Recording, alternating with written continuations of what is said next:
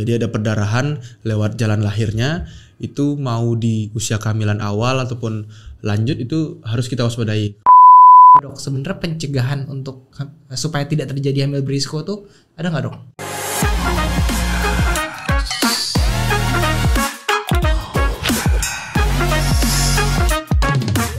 Ngobrol bareng spesialisnya.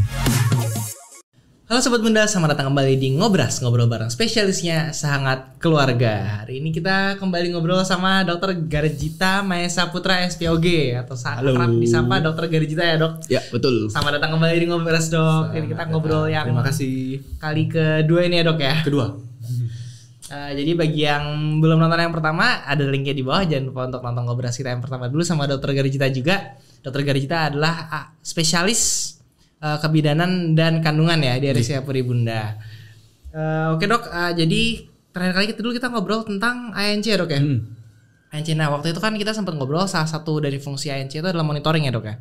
Jadi kalau misalkan terdapat risiko medis di tengah kehamilan bagi ibu-ibunya supaya bisa segera ditangani ya. Supaya tetap bisa melahirkan dengan sehat. Nah, sebenarnya risiko-risiko di tengah kehamilan kayak gini tuh apa aja, Dok? Yang perlu diwaspadai nih sama ibu-ibu yang sedang hamil. Berarti lebih ke tanda-tanda bahayanya ya. Tanda bahaya begitu yang pasti dikenali itu. Jadi kan ayah dan bunda itu tidak selalu bersama dengan tenaga medis ya. Jadi sangat penting untuk diketahui beberapa tanda-tanda bahaya ini waktu lagi di rumah atau lagi kerja seperti itu. Mungkin yang pertama adalah perdarahan, pervaginam. Jadi ada perdarahan lewat jalan lahirnya, itu mau di usia kehamilan awal ataupun lanjut itu harus kita waspadai karena bisa saja menjadi tanda kalau di awal terjadinya adalah tanda-tanda keguguran. Sedangkan kalau di usia kehamilan lanjut itu bisa saja tanda-tanda placenta previa atau yang biasa kita kenal dengan ari-ari yang tidak menempel pada tempatnya. Jadi menutupi jalan lahir sehingga sedikit ada gesekan, sedikit ada pergerakan bisa berdarah di situ. Atau ari-ari yang terlepas belum pada saat persalinan. Jadi belum saatnya dia lepas, dia sudah lepas sehingga mengakibatkan terjadi perdarahan dan nyeri perut yang hebat. Yang kedua itu adalah nyeri perut. Ya, nyambung ke yang tadi, nyeri perut kalau misalnya dia di kehamilan awal itu bisa saja tanda-tanda kontraksi keguguran seperti itu.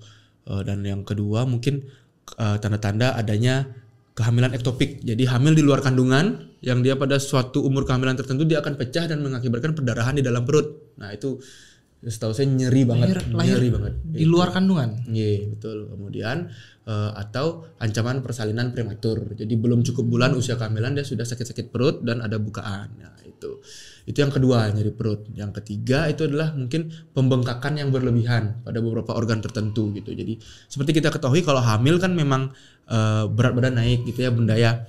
Berat badan naik, cuman ada beberapa kondisi tertentu yang merupakan suatu kelainan.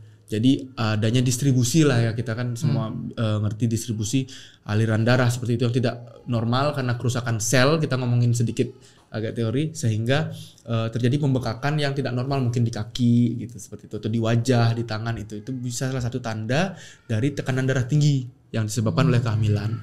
Nah itu bisa memicu sakit kepala yang hebat, kemudian bisa pandangan kabur juga atau nyeri ulu hati seperti itu. Itu suatu tanda-tanda yang harus kita waspadai.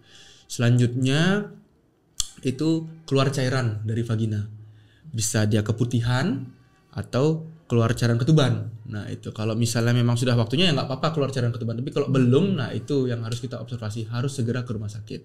Dan untuk cairan keputihan itu memang ada yang normal, ada yang tidak normal. Yang harus kita waspadai itu misalnya dia berbau atau warnanya mulai kekuningan atau kehijauan, itu segeralah konsultasi dengan dokter Anda. Kemudian yang terakhir mungkin perubahan gerakan janin. Jadi kita harus gerakan janin. Jadi ada istilah bayinya aktif bun, nah, kayak gitu. Jadi kita harus terbiasa gitu, harus tahu yang mana gerakan bayi yang normal atau tidak. Terutama kalau sudah bundanya habis makan, ya, jadi habis dikasih nutrisi, itu biasanya gerakan bayinya akan aktif. Seperti itu. Berarti kalau ada gerakan yang abnormal tuh ya, Dok ya. Itu ada 5 gejala tadi ya, Dok ya. Perdarahan, nyeri perut, pembengkakan berlebih, keluar cairan dari vagina, dan pergerakan bayi yang abnormal tadi tuh, Dok ya. Berarti emang dari bundanya juga mesti mengenali juga berarti ya, bukan hanya dirinya sendiri tapi juga pergerakan janinnya gimana ya, Dok ya. Betul. Berarti ini kan risiko-risiko di tengah kehamilan nih, Dok. Berarti hamil berisiko ya, Dok ya. Ini ada faktor penyebabnya gitu nggak, Dok? Nah kalau untuk kehamilan berisiko sendiri secara umumnya kita bisa ketahui dari beberapa faktor risiko ya. Bisa kita cari tahu lah, kita telusuri. Mungkin yang pertama itu adalah usia hamil dari seorang wanita ya, para bunda. Kalau misalnya bunda itu terlalu muda atau terlalu tua juga tidak baik kan untuk kondisi. Jadi fungsi organnya sendiri itu sudah tidak dalam masa prime time. Jadi misalnya terlalu muda itu di bawah 16 tahun atau terlalu tua itu secara teori kita katakan di atas 35 tahun. Nah, itu tentu saja merupakan sebuah risiko jika terjadi kehamilan gitu. Kemudian yang kedua misalnya ada riwayat kelainan pada kehamilan sebelumnya, misalnya riwayat perdarahan atau misalnya persalinan prematur, komplikasi-komplikasi lainnya itu secara teori berdasarkan penelitian itu ada tendensi atau kecenderungan risikonya terus lagi ya. Iya, akan terulang lagi pada kehamilan berikutnya. Gitu. Terus gangguan kesehatan ibu mungkin yang sudah ada sebelum kehamilan, bahkan seperti misalnya ya diabetes gitu, penyakit jantung pada ibu, itu tentu saja akan membahayakan bukan cuma janinnya pada saat kehamilan tapi juga kondisi ibunya sendiri. Kemudian mungkin ada beberapa kondisi wanita atau bunda yang secara tidak beruntung itu ada kelainan kromosom atau kelainan genetik pada keluarganya yang tidak bisa dielakkan, bisa diturunkan kepada janinnya itu. Nah, itu juga bisa menjadi salah satu faktor risiko kehamilan tidak berjalan dengan baik. Seperti itu. Dan juga penyalahgunaan zat mungkin ya kita tahu lah, nggak hamilnya kan nggak boleh ya. Ya.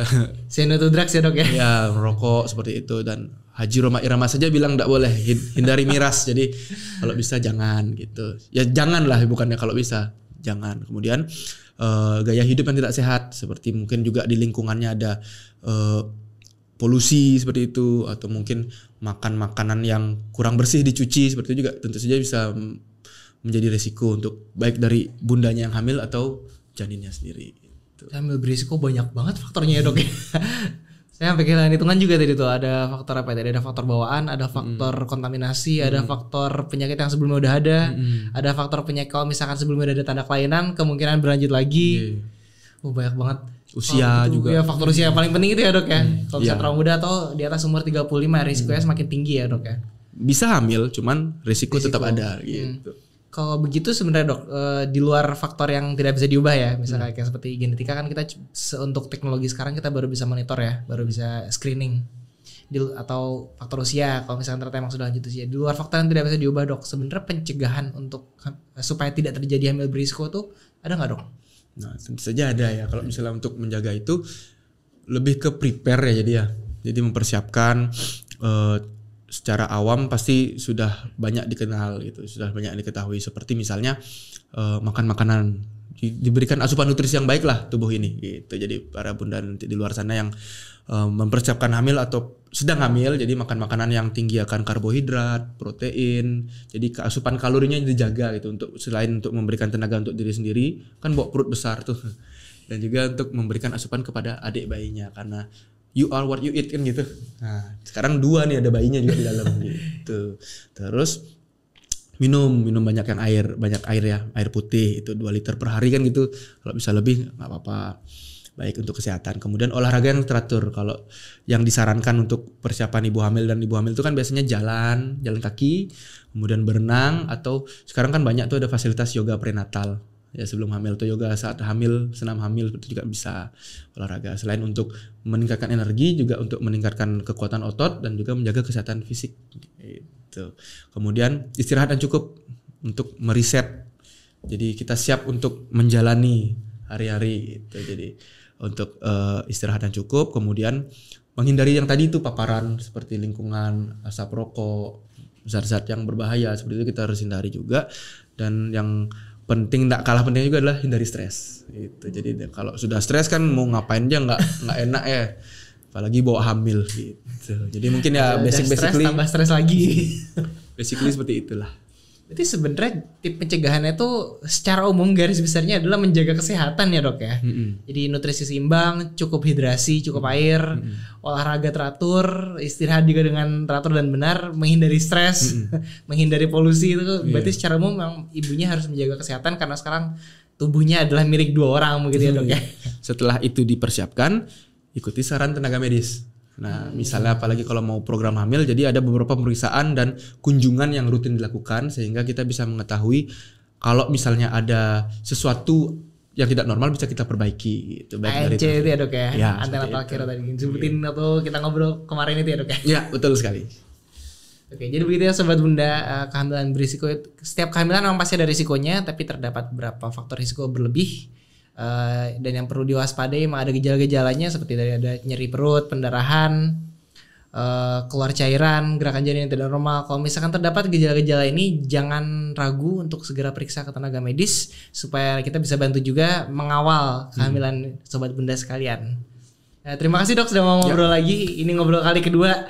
Jangan kapok dulu ya dok. Kita juga masih mau ngobrol lagi nih. Mau berapa kali nih? Wah, sebaiknya ini kan topik kan dokter kan spesialis kandungan dan kehamilan ya dok ya. Berarti kan kita banyak yang bisa diobrolin sebenarnya. Karena dari komentar-komentar sobat bunda juga banyak nih kecemasan-kecemasan semasa hamil. Jadi kita akan kupas semuanya satu-satu. Kalau misalkan sobat bunda ada saran topik, silakan di komentar di bawah ini. Terima kasih sudah mendengarkan Ngobras. Jangan lupa untuk subscribe channel Pribunda TV dan follow Instagram kami di @pribundahospital, @pribundatabanan dan @ivf.bali. Terima kasih sudah mendengarkan Ngobras, ngobrol bareng spesialisnya Sangat keluarga.